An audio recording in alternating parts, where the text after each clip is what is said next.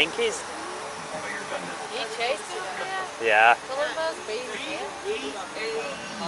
Beautiful indeed. Out here on the back lot, we reuse a lot of our sets over and over again, and we can decorate them to look like any time period we may need it to be. We make it seem like we're in the past, the present, the future, and sometimes all three. Right now we're heading into Courthouse Square, but you guys might know it and recognize it better as Hill Valley. Texaco. Back to the future. And over there to the left, Texaco. that is the famous clock tower that lightning strikes to send Marty McFly in his time-traveling DeLorean back to the future as well.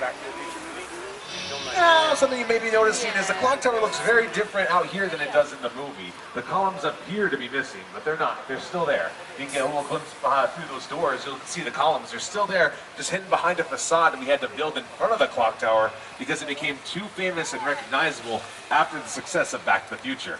So in order to use it for other projects over the years, we had to just change a little things here and there. Can't see it. No, Courthouse Square has also been featured in other films like Psycho 2, To Kill a Mockingbird, Bruce Almighty, and Take It Away.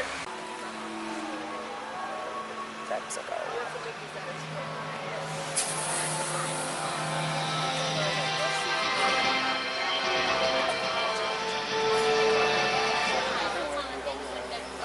It was actually the back lot of the Courthouse Square that inspired the entire climax to Back to the Future. In New York, I got my start right here in New York on Saturday Night Live. A lot.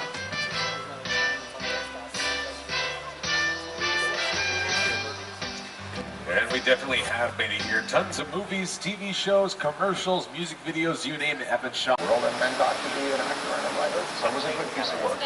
She's got an Irish blood. Because just he walk into anybody's house. During the shooting of the movie, John. You always know when they're looking straight ahead, they're looking at the shot that we're working on. Here you have to take an